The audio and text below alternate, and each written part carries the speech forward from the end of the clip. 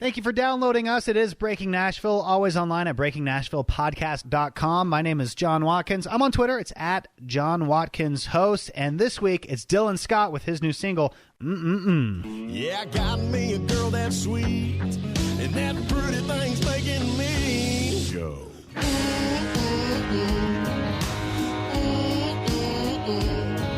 When she's loving me like this, all I can say is Said this at lunch, and I was shocked by it.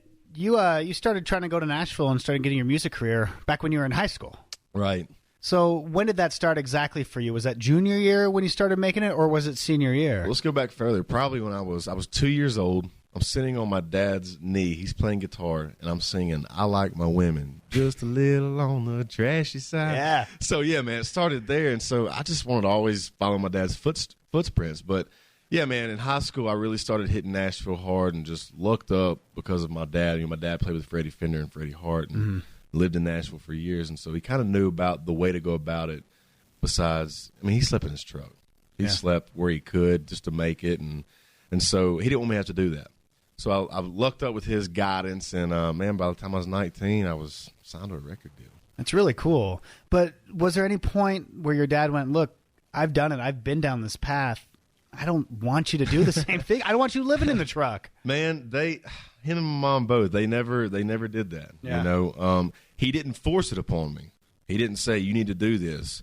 But that's what I always wanted to do. Yeah. I mean, just for instance, man, when I was in fourth grade, I don't know how old you are in fourth grade, what, 10, 11, We'll go with 12, 5? Sure.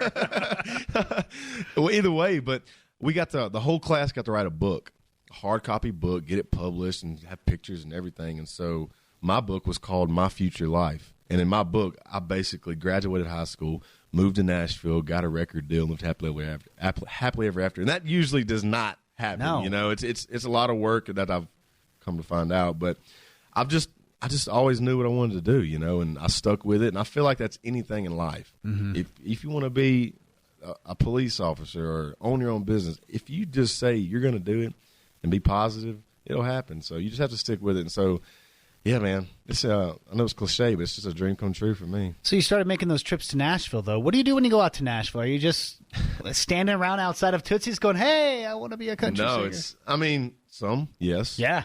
You know, but it's all about who you know. Mm-hmm. I mean, first and foremost, it's about talent. Yeah.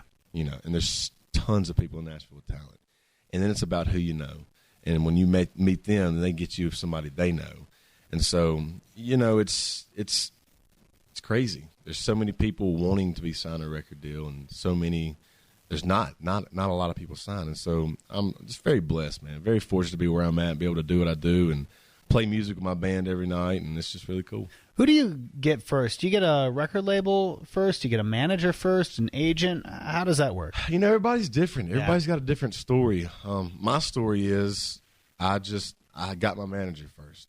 He heard my music through a mutual friend and called me in his office and said, hey, man, he said, if I don't have you a deal in 6 months, you're free to go do what you want to. Now, that's a good manager. Most guys want to wrap you up for a couple of years and have you, have their power on you. But, he's just a great manager, man. And sure enough, it took about 6 weeks. And I was in Louisiana, which is where I'm from. And I was driving my truck, but I was probably going to Sonic or something, and right. I got a phone call and I had an offer from a couple of labels. One was Warner Brothers and one was Curb Records. And ended up going with Curb Records, which is where Tim McGraw was at the time. And Tim McGraw's from Louisiana. So I've always heard of Curb Records. And so, man, it was just awesome. So you got 2 record labels, though, which you only wanted one when you were thinking about this. You got 2 going like, yeah, we're interested in them. Yeah. Do you go and meet? Do you put on a show for these guys? Yeah, basically. I mean, yeah, that's exactly what you do. You go and meet them and play in their offices and then maybe do a showcase where it's a full band show and everybody comes out too. And my deal, man, is just I wanted to go with who felt – I'm a family guy. You know, I like feeling at home. I like feeling real people. And that's what I felt over at Curb, and so it was definitely the right choice.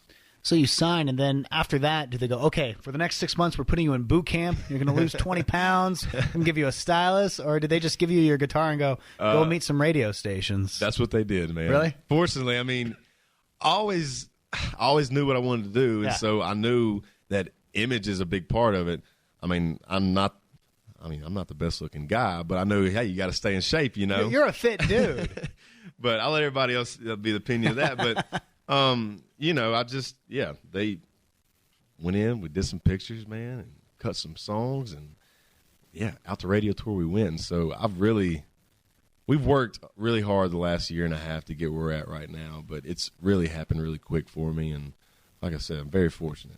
How many songs did you originally cut when you finally got signed to your record label? Before we got signed? Yeah. Man, not many. Probably 5 or 6 demos in the studio. And one of the songs was an old Keith Whitley song that actually got me my deal. I love Keith Whitley. But since I've been recording and signed with Curb, we've recorded, man, probably 25, 30 songs, which is enough for, 3 albums. Yeah. But, you change as an artist over the years. And so we're staying current till the album finally does come out. And you're going to write new music, and you're going to find good music, and like I said, change as an artist, and you want your first album to be the best it could possibly be. It's your baby. You know? So you grew up, though, in the industry with your dad, and then this is what you wanted to do. You went out there, you got the record label, and then they send you out on your radio tour. Did you know that's how it went, or was this all a big shock when you were out there just knocking on radio doors? Man, I'll be honest with you. I knew nothing about the business. I just knew like to pick up my guitar, sing some songs, hopefully people dig it, have fun doing that. Next thing I know, I learned the business of it. Yeah. Going to these radio stations, bringing them pizza, having pizza parties and singing songs. And I have a different outlook of it now. It's a lot of work. Yeah. And I appreciate that. It's not easy. My first job was working on boat carburetors, and since then I've roofed houses for summer jobs back in high school and laid floors and all this stuff. So I've never had nothing given to me. It's the same with this, and I'm kind of glad it's that way. What's the weirdest moment you've had when you've had to sing for one of these program directors? Have you had any uncomfortable conference rooms or office songs? Every one of them's different. Yeah. Sometimes you go in there and it's a lot of people and you can have a good time. Sometimes you go in there, it's literally you and the record rep that brought you and the program director, that guy. And you have to sing a love song in this guy's eyes. Yeah. And you may say baby or whatever you want to say, and you kind of have to look at them. You kind of have to make them feel like they're still there, but it's a little awkward looking at another guy. Yeah. Like I'm looking at you right now. We're making eye contact. Hey, babe. You know what? It worked for me. Well, we did that before this. You were singing, you sing baby to me. That's right. Yeah. And there's those moments, but it's got to be strange because every day you're meeting another program director, and you got to do it again, and you never know how it's going to go. No. I mean, it's all about relationships. Yeah. Any business you do, whether it's music, whether it's a construction company, it's all about relationships. And so that's what I didn't know that, like you said, back to that question, starting out, but it's fun. It's fun meeting new people and going to new cities and meeting these guys and then seeing them in Nashville and going, hey, man, how's it going in Salt Lake? Or how, you know what I'm saying? And so I don't know, man. I've been having a lot of fun. You're friends with a lot of songwriters right now. Was that after you signed with Curb, you got to know them, or was this actually before that? You guys were just growing up in Nashville together. No, this is after, man. I mean, I didn't move to Nashville until after I got my record deal. Oh. So I was still in Louisiana with a record deal. And so I didn't know a lot about songwriting at the time. And then I moved to Nashville and started making friends and become really passionate about it and really started honing in on my creative side of songwriting. And so I've grew to have a huge passion for it. I love songwriting. It's a big part of what I do now because I go in here and I write these songs and I take them to the stage, and to see the crowd sing a song that you sat there and wrote and sweated over and all this stuff. It's just, and we do sweat in the writer's room. It's not just sit down and write a song. We get to work, do man. You? Hey, there's times, man, I get excited. I start jumping on the couch with the guitar, like, yeah, this is how we got to do it right here, you know. And so we have fun, man. It's just, I don't know, it's cool. I hear stories about people writing songs together, and it seems like such an intimate experience between two people. I don't know. I think I'd feel uncomfortable. It can being in that room. It can be. What I like to do is, and most everybody in town in Nashville does, you find your group. Mm-hmm. You find your group of boys, and y'all. They may call you up and say, I got this idea, we got to write it. Or I'll call them up and say, man, we got to get together. That's how I like to write. I don't like scheduling writes and going in a room and then